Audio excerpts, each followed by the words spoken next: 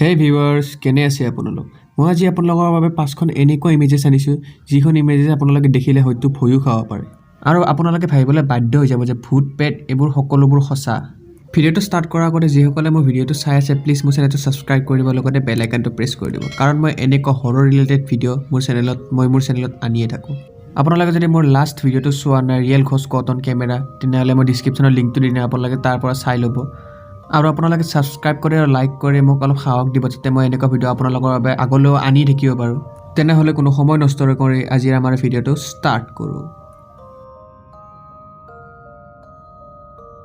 বন্ধুসকল আপোনালোকে এই ইমেজখন দেখিবলৈ পাইছে দুটা মহিলাই নিজৰ ল'ৰা দুটাক পুকুচাত লৈ এখন ফটো তুলিছিল। এই ফটোখন তোলোতে তেওঁলোকে একোৱেই গম পোৱা নাছিল। যেতিয়া তেওঁলোকে ফটোখন প্ৰিণ্ট কৰি আনিল তেওঁলোকে গম পালে যে তেওঁলোকে দেখিলে যে সেই ফটোখনত তেওঁলোকৰ বাহিৰে আৰু কোনোবা এজন আছে। বন্ধুসকল আপোনালোকে দেখিবলৈ পাইছে যে তেওঁলোকৰ ফটোখনৰ কাষত এটা ভূতৰ দৰে আকৃতি এটা আবদ্ধ হৈছে। তেওঁলোকে জানিবলৈ দিয়ে যে সেইখিনি সময়ত তেওঁলোকৰ ঘৰত কোনোৱে নাছিল তেওঁলোকৰ বাহিৰে। মই জনামতে এই ফটোখন বহুত পুৰণা ফটো। সেইখিনি সময়ত হয়তো ফটোশ্বপৰ দৰে আধুনিক প্ৰযুক্তিবিদ্যা নাছিল। তেন্তে বন্ধুসকল আপোনালোকে কি ভাবে? এইটো তেওঁলোকৰ কেমেৰাত আবদ্ধ হোৱা এটা আচল ভূত নে তেওঁলোকে কৰা এটা ধেমালি? মোক কমেণ্টত জনাব। বন্ধুসকল এই ফটোখন এগৰাকী মহিলাই তুলিছিল যেতিয়া তেওঁ ছোৱালীজনীৰ কবৰটো চাবলৈ কবৰস্থানত গৈছিল।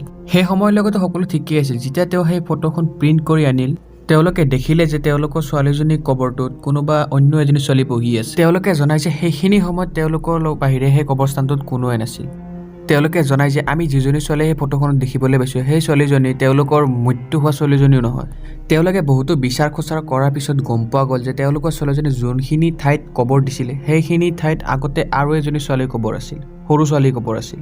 তেওঁলোকে দাবী কৰে যে সেই সৰু ছোৱালীজনীৰ আত্মাটোৱে তেওঁলোকৰ এই কেমেৰাত কেপচাৰ কৰিছে।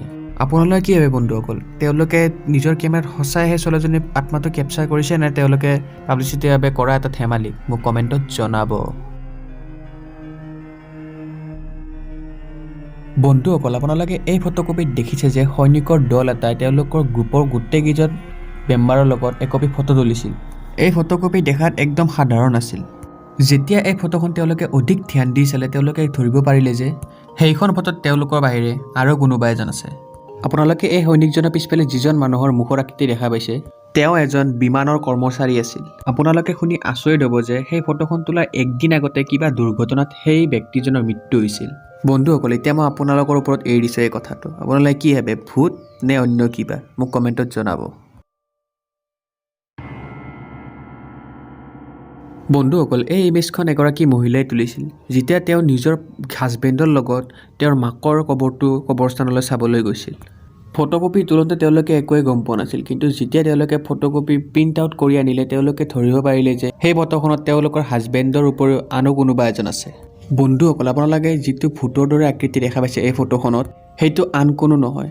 তেওঁলোকে জনাই যে সেইটো তেওঁলোকৰ মৃত্যু হোৱা মাকৰ আত্মা তেওঁলোকৰ গাড়ীৰ বেকছিটত বহি আছে। তেন্তে বন্ধুসকল এই ফটোখনৰ ওপৰত আপোনালোকে কি ভাবে? মোক কমেণ্টত নিশ্চয় জনাব।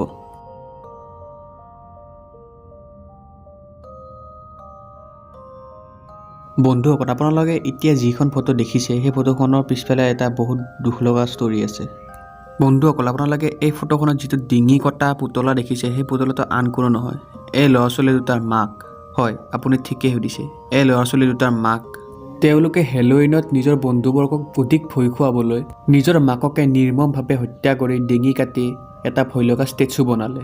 ইয়াৰ পিছতে এই ল'ৰা ছোৱালী দুটা ৰহস্যজনকভাৱে নাইকিয়া হৈ গ'ল। এই ফটোখনেই আছিল তেওঁলোকে তোলা অন্তিম ফটো। তেওঁলোকৰ বন্ধুবৰ্গই জানিবলৈ দিয়া মতে এই ঘটনাটোৰ পিছৰে পৰা তেওঁলোকে এওঁলোকক কেতিয়াও দেখা নাই।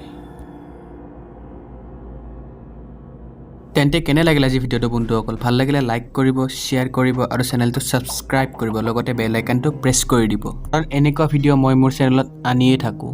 তেতিয়ালৈ ঘৰত থাকক, সুৰক্ষিত থাকক আৰু মৰম বিলাই থাকক।